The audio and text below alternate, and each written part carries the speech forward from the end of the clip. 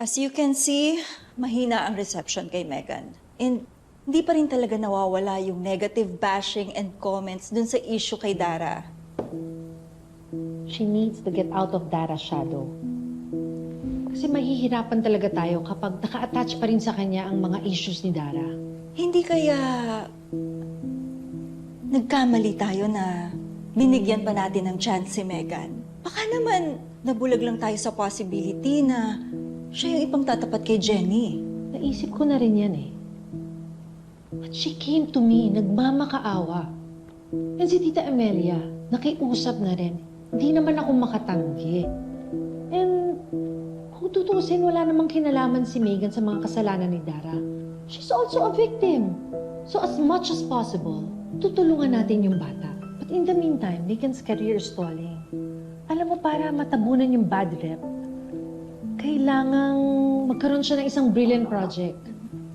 One na magiging hit sa target audience niya.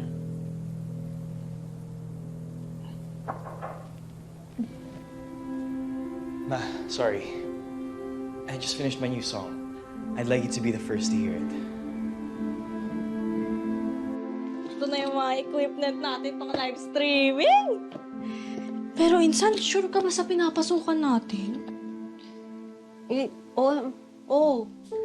Trending nga tong app na to, yung talent show.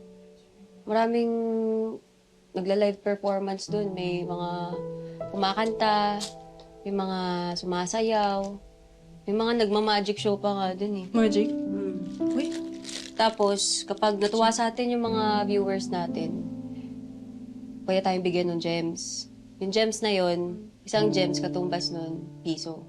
Ibig mong sabihin, pag may 1 million na taong natuwa sa atin, may 1 million pesos tayo. Pag-sino.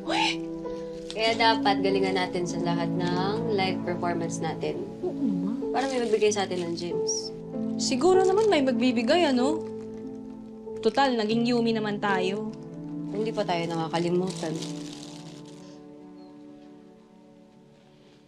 Ate, nandyan si Ate Jenny sa labas.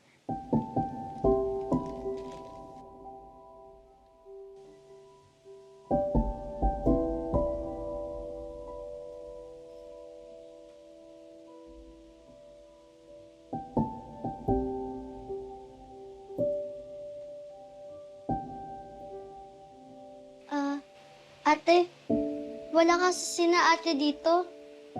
Umalis. Pumunta po ng Divisoria yata. Namili ng mga gamit nila para sa live stream. Ganun ba? Pakisabi na lang na dumaan ako, ah. So kasi talaga silang makausap, eh. Sige, una na ako, ah. Salamat.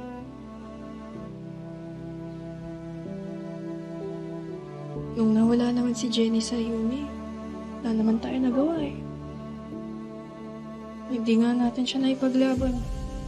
Banda rin yung mundo niya insan eh. Yung nagapak natin siguro, ito na yung karma natin. Hindi na tayo parte ng mundo niya. Baka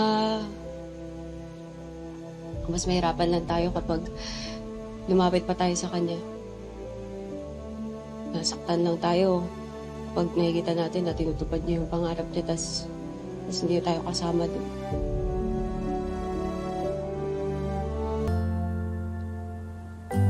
So, what do you think? Maganda. I like it. Talaga? Great! So, anong naiisip mong areglo nito? Actually, it's a duet for me and... Then let's do it. It's meant for me and someone. I'm writing a song for you. Kapag para talaga sa dalawang tao, mag-aalay ng stars. At kapag nangyari yun, ikaw ang kakanta nito. Kasama ako. Pero hindi pa siya pwede. So honestly, hindi pa time itong song na to.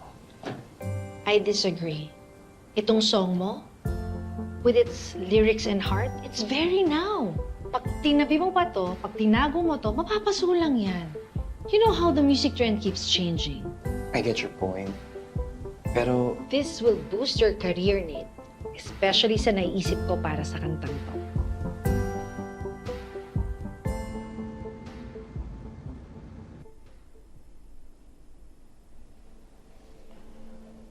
Miss Dara? Miss Dara? Miss Dara? Miss Dara? Wake up, Miss Dara. Oh, come on! I'm sorry. Miss Dara, hindi ka kasi sumasagot sa mga calls ko kaya pinuntahan na kita dito. Whatever! Just leave! Hindi pwede, Miss Dara. Kailangan mong bumangon para to sa anniversary ng bar ni Miss Charis. Nag-commit ka na kakanta ka sa event. We have to go. We have to prepare. Come on. Let's go, Miss Dara.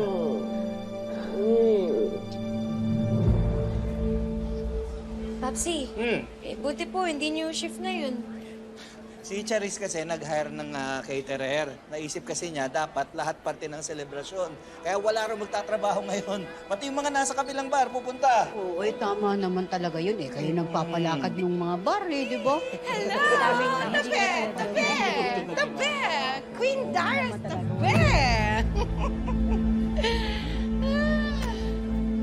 Gusto mo sumingit? Gawin mo ng tama, ha? Hindi yung babanggain mo kung sino yung nasa harap mo. I am Queen Dara Halari. Dapat, kapag dumadating ako, dapat tumatabi na kayo lahat. Kundi mababangga ako kayo. Ano bang ginagawa mo dito, ha? Very, para kang security guard. Akala mong manita. Sabagay, that's all you're good for. I am the very, very special guest tonight. Miss Dara, gusto niyo po ba kuhanan po kayo ng kape? Shut it. I don't need anything from you. Tsaka, let me just remind you, I am the Dara Halari. At nasa akin pa rin ang corona. And you, Minchi? Ako pa rin, oh. Nasa spotlight. I'll be on stage. While you, tagadala na lang ng gamit ng anak mo.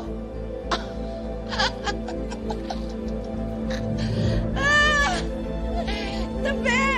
Tabi! Buang!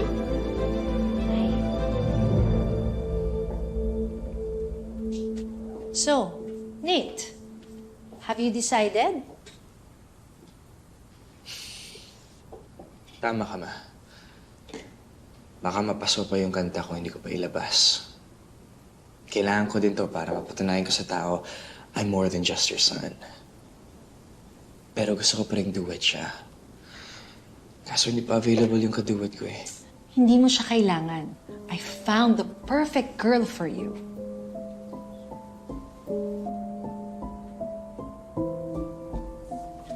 Am I late for the meeting?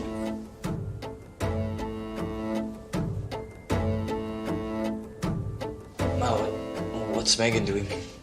Si Megan ang makakaduet mo.